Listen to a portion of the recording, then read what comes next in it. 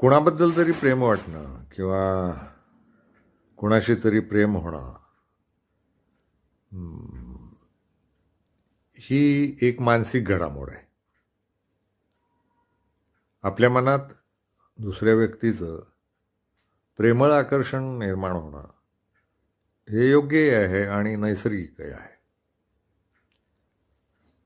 पण हेच प्रेम, मानसिक प्रेम प्रत्यक्ष अंमलात आलं पाहिजे, ते व्यवहारात उतरलं पाहिजे आणि शारीरिक पातळीवर ते आलं पाहिजे असं वाटणं यातही गैर नाही.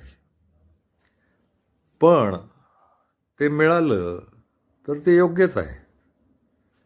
म्हणजे प्रेम मार्गी लागलं असं म्हणता येऊ शकतं.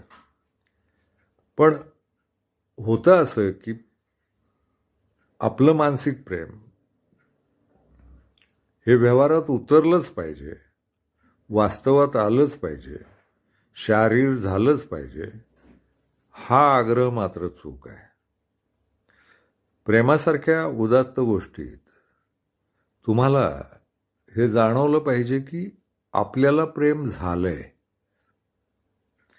तसंच्या तसं तेवढ्याच मापाचं, तेवढ्याच वजनाचं प्रेम दुसऱ्याही बाजूनं होईल, व्हायला हवं असा हट्ट धरणं हे अक्षरशः चूक आहे. आणि मग त्या हट्टासाठी काहीतरी करणं, प्रेम मिळवण्याचा प्रयत्न करणं याला काही आक्षेप नाही. पण प्रेम मिळवण्याच्या प्रयत्नात काहीतरी वेडंवाकडं करणं आणि चुकीचं करणं हे मात्र गैर आहे.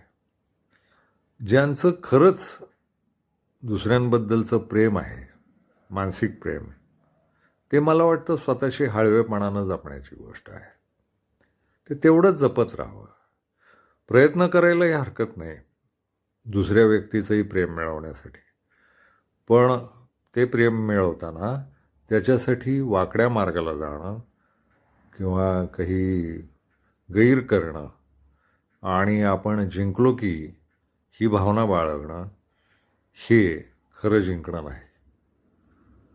बळकावलेलं प्रेम आणि मिळालेलं प्रेम यात फरक असतो. प्रेम हे करून उन्नत मानसिक आनंद मिळवण्याचा प्रकार आहे. त्याला यश अपयश यांचा तराजू नाही.